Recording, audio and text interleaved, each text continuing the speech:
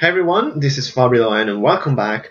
This is a video response to both Happy Console Gamer, Dustin Christ, and I would like to add the whole YouTube community in a way, since it's a topic that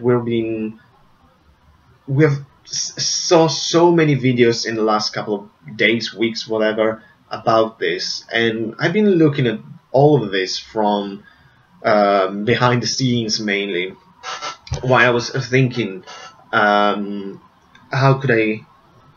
I wanted to add to this whole thing with Konami and the situation and the effects that this entire mess is having on the industry. And I'm looking at a lot of interesting video by a lot of YouTubers saying their opinions and thoughts, and I've decided to make this video mainly to add my thoughts to into the arena. Even though I have a cold, so I'm not at 100%. So I can start if I start saying nonsense. So sorry about that. I'm just not 100%. So the whole thing with Konami, there are so many videos on that, and like, just as everybody else, when the whole thing started, when with all the mess with Kojima and the Metal Gear games, and then him getting fired and everything else, like everybody else, I was like, what the hell is going on with Konami? What are they doing? And then looking at Happy Console Gamer, the video on him saying that Konami is officially decided to stop making games, physical games, and focusing on mobile games on phones.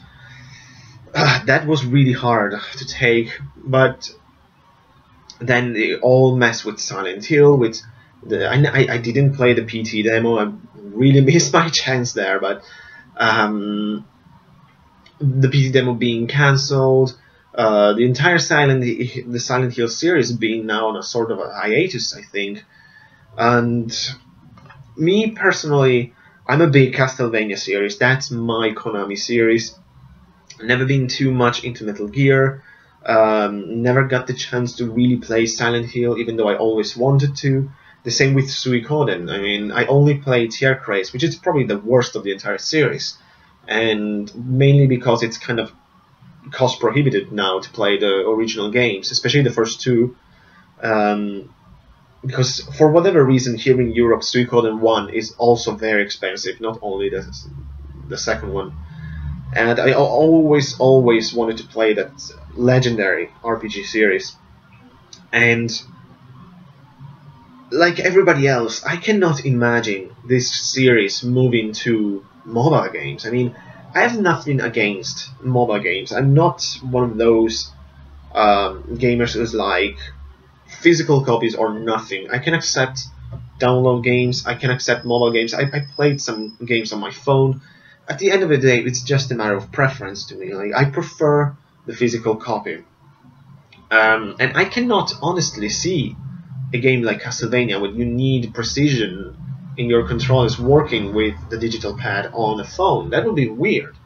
But maybe things have improved. I don't know, because I really don't follow very much the mobile scene.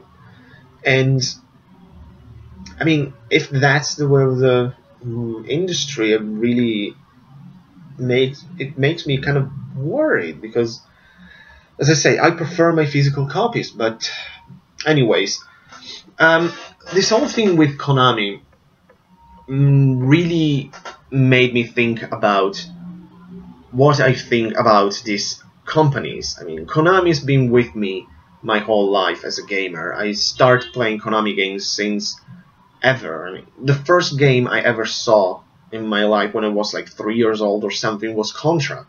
It's called Probotector here in Europe. Castlevania, the original one that ignited my passion for that series on the NES. It's one of the first games I ever played, right after like Mario, Zelda, and DuckTales. I played Castlevania, basically. And it's still, to this day, one of my favorite series of all time. Even though I prefer the old school games over the Metroidvania, and certainly over the 3D. As I say, that's just preference. It's different. It's not saying that, oh, Metroidvania games suck. Of course not. They're fantastic. And I was just thinking, like, when did I buy for the last time a brand new Konami game? That's a good question, because I think it was actually I bought day one Castlevania Order of Ecclesia on the DS, and that was years ago. Mainly because it almost felt like the main products made by Konami in these years were mainly Metal Gear games, and sometimes some Silent Hill games, while Castlevania was mainly focused on the Lord of Shadows series. And I haven't played those games yet. I will sooner than later, I hope. The thing that I don't have my PS3 here with me, so I cannot play it as often, doesn't help. I hope to be able to play Lord of Shadows this Christmas. But at the same time, there's this weird feeling that I'm not really salivating over that. I want to play it just to see how it is, but I'm not like, I cannot wait to play Lord of Shadows, oh my god, even though it's Castlevania. Simply because for what I saw, it reminds me more of a God of War wannabe, rather than Castlevania. To me, I'm sorry, but Castlevania, it's not made to be a 3D series. Castlevania for me should be 2D. And that's why I'm so excited about the Kickstarter project that we all know about, the Bloodstain thing.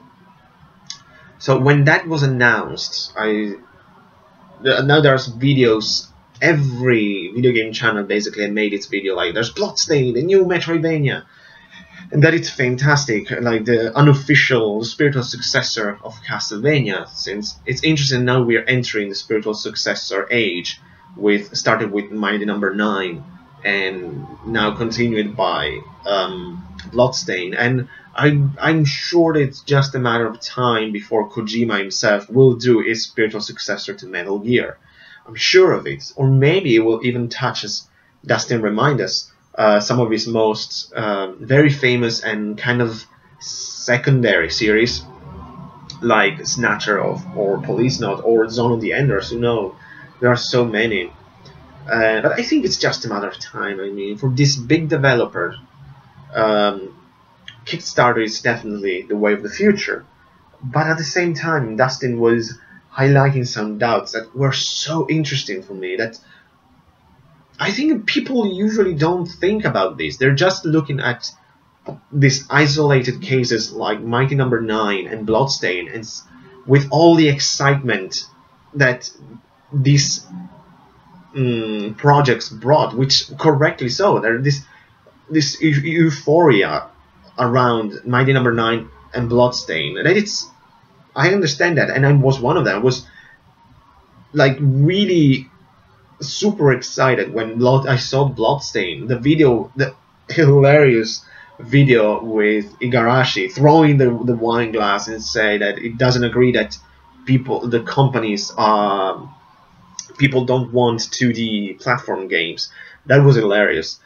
But a couple of days after that, I started to think about this, and with all people saying that Kickstarter maybe is the way of the future, or should be the way of the future for the industry, I started to have my doubts. I mean, I love when stuff like Mighty Number 9 or Bloodstain happen, because it shows that we, the fans, really care about this kind of games that, according to companies, we don't want. I mean, a new Mega Man game. Since when Capcom made a Mega Man game? Since ever. Castlevania, now with the Lord of Shadows series, which is very successful in terms of sales, but as I say, to me, it doesn't even look like Castlevania. But I haven't played them, I admit it. It's just a feeling. I will play it, and maybe I will love it, I don't know. But just as a first impression, I'm like, really? I don't know. As I say, it looks like God of War rather than Castlevania. And while this rather old school gameplays are, the companies want to abandon them because they're not as profitable as others. And this Kickstarter project showed us that it's not true. We, the fans, want them. And maybe, as Dustin said, that we are a niche, well, for sure. I mean, Bloodstain has how much? Like around or less than 30,000 supporters, and that's a lot of people, of course, and most of them made great donations in terms of money. I saw people giving thousands of dollars. Excuse me. But is that really going to be the future of the industry? I don't know. I don't know. Because at the same time, we should know, and we probably know, I mean, it's obvious that Mighty Number 9 and Bloodstains are exceptions. Kickstarter, it's not all like this. And that's why I said before, for developers, Kickstarter might be the way of the future. Not for video games in general. I don't think so, because we have to consider what happened if big companies will start to use Kickstarter for their own projects. I mean, it's something that Dustin said that was really interesting and kind of worrying in a way. I mean, and just like him, I haven't supported Bloodstain yet, even though I'm a huge Castlevania fan, and I'm super excited this project. I funded Mighty Number 9 day one because that was something completely new at the time. And the idea of a new Mega Man game, this idea sponsored by Inafune himself, that was something absolutely crazy. And now the same thing with Bloodstain. Iga supporting this, and in a matter of hours or one day, the project had at least double funds that he needed. So, and there's still plenty of time to fund it, so don't worry. Maybe I will give my contribution because I'm really excited about this. I'm not saying that I'm against Kickstarters or anything like that. Don't misunderstand me. I'm just thinking out loud, because with all things, there's always the other side of the coin. I mean, for one, Kickstarter, it's fantastic because, of course, we, the fans, and are actually involved in the development. We can express our own ideas. We can support a game and a project that we want, and that is great.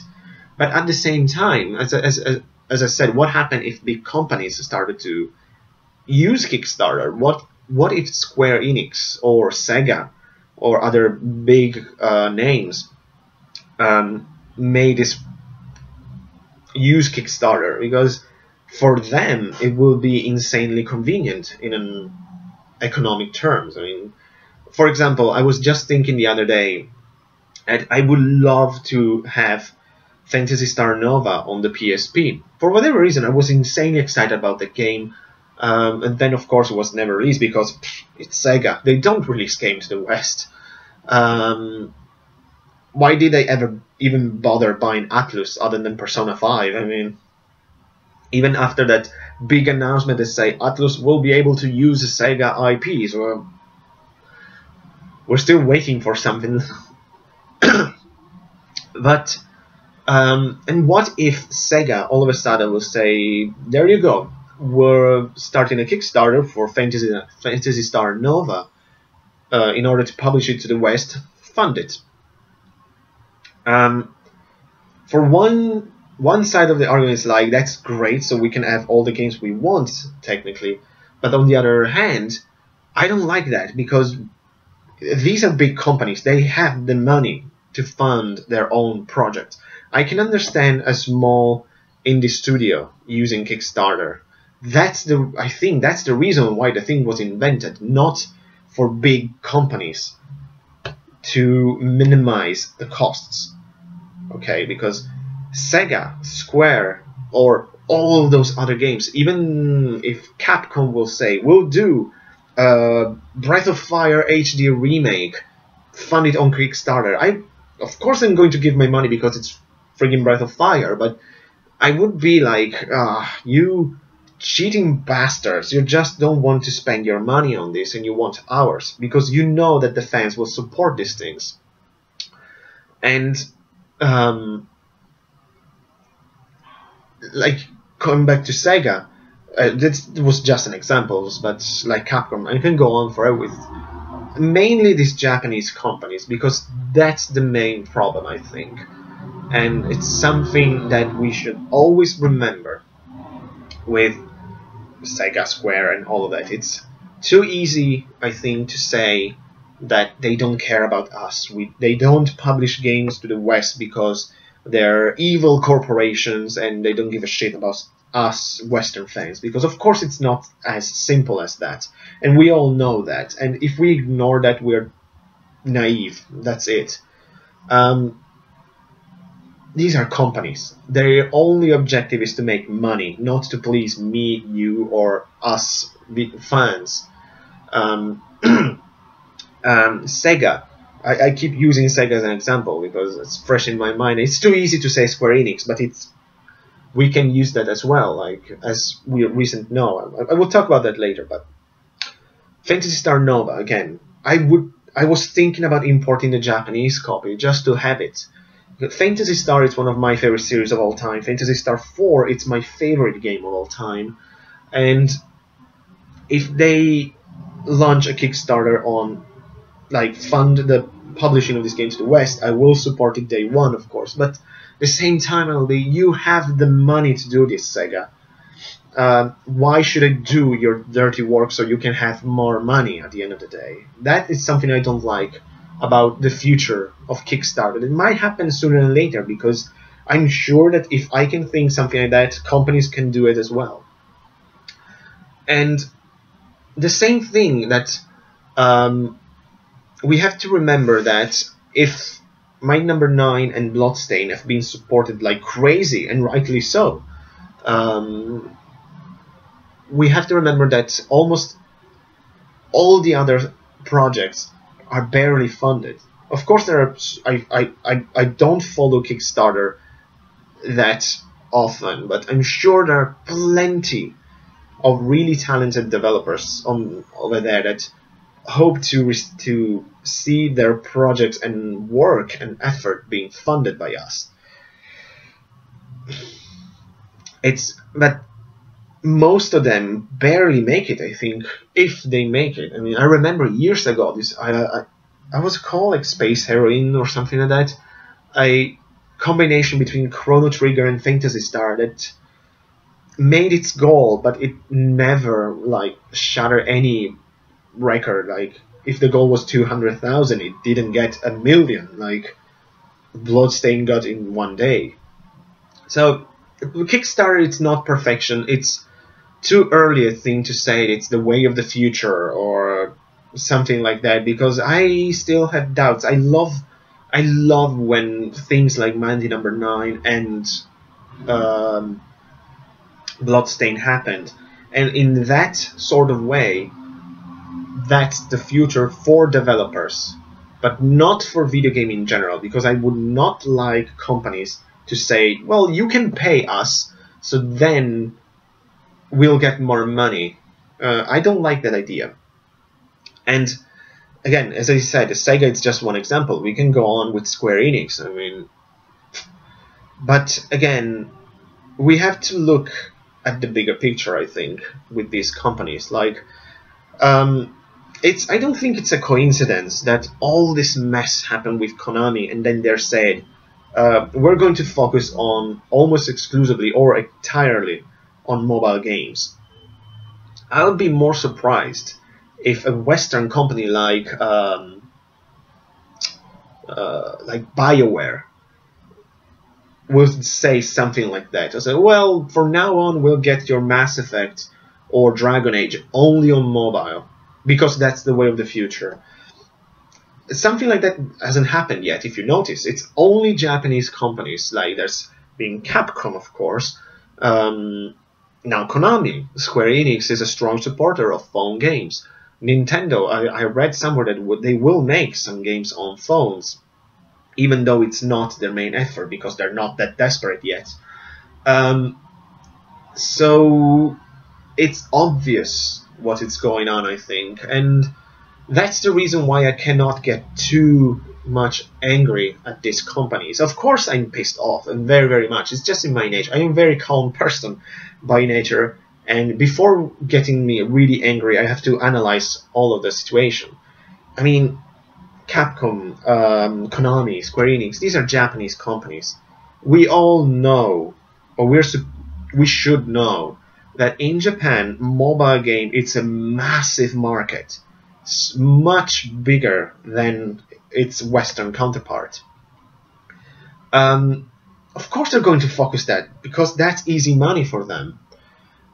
Even big companies, like Square Enix is a massive company in terms of game developer. It's a huge company, multi-million dollars, yet they're doing games for phones, because it's a way to probably diminish costs of development and probably have a really good income.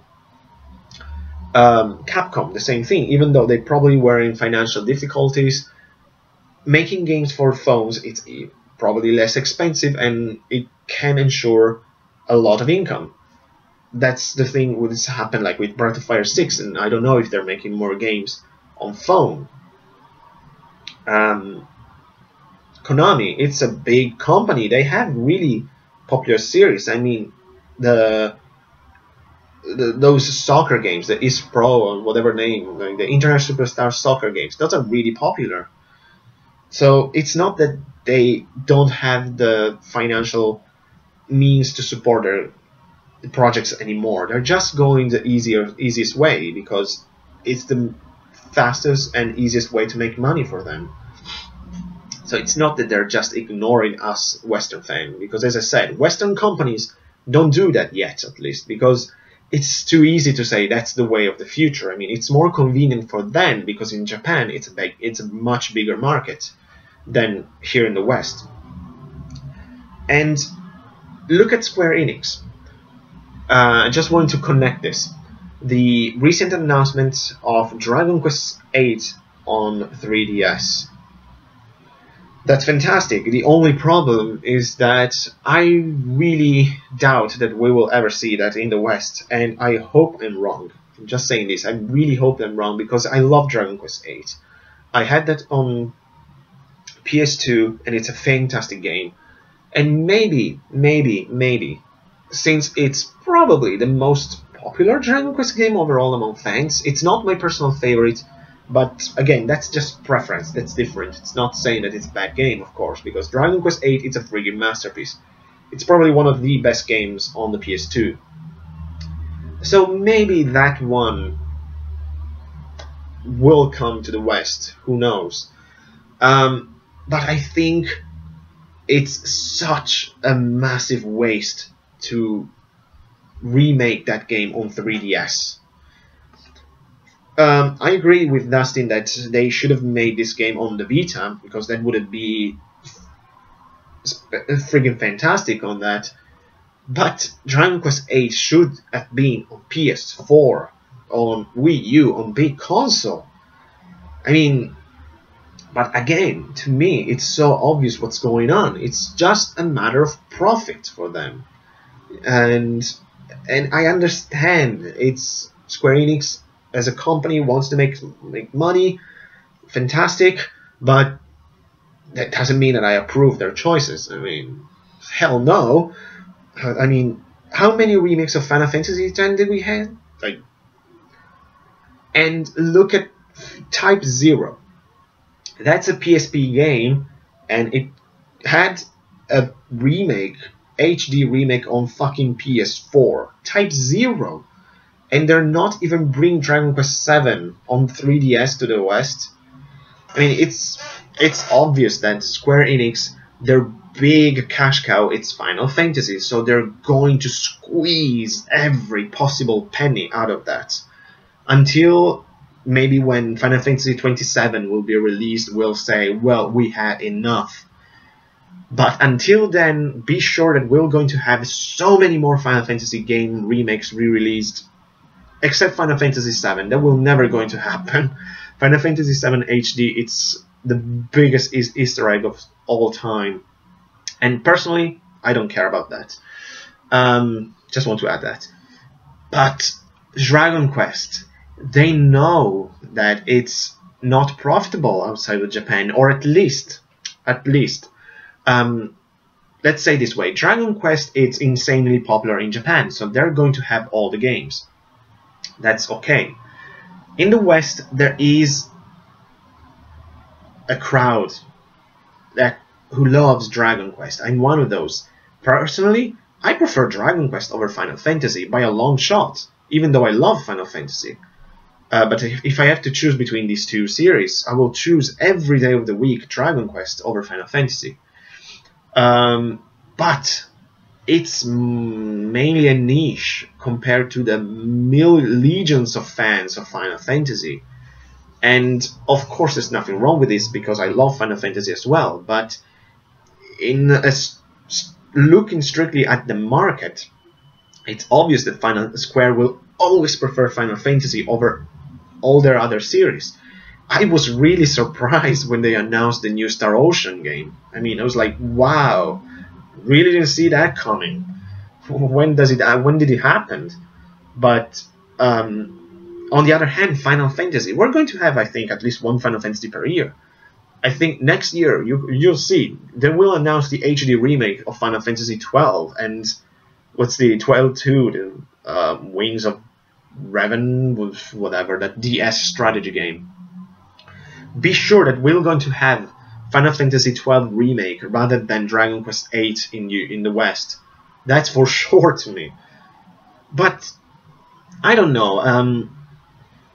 This whole thing with Konami, and now I'm rambling about these other companies, but it's a similar situation. I mean, with this weird thing with Japanese companies and the overall changes in the video game industry of the last years. Let me really speechless sometime. Or rather than speechless, I really don't know how to look to the future of this hobby that I love so much. I mean, I love video games. There's nothing I can do about it. I've loved it since I'm almost 3 years old or something like that. And in all honesty, I mean, I'm not too excited for certain things of the future. I mean, if Kickstarter and digital, it's the only way, I don't know. Call me an old man, or something like that. But I love my physical release. There's nothing I can do. The same with movies or music or everything. I love this. I love this physical stuff. I love to hold it in my hands. I love to touch them. I love to collect and like have plenty of these. Blue Velvet, by the way. The same thing with games. I love the physical release, but at the same time I don't mind about the digital. Not as much as when it all started. At the time I was like, oh, digital, I want my physical release.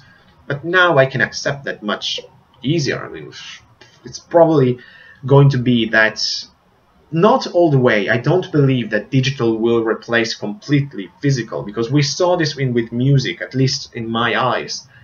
Physical release, it's not going to disappear like CDs. Look at vinyls. I mean, vinyls are now fashionable items. Here in London, there's vinyl stores opening at every corner.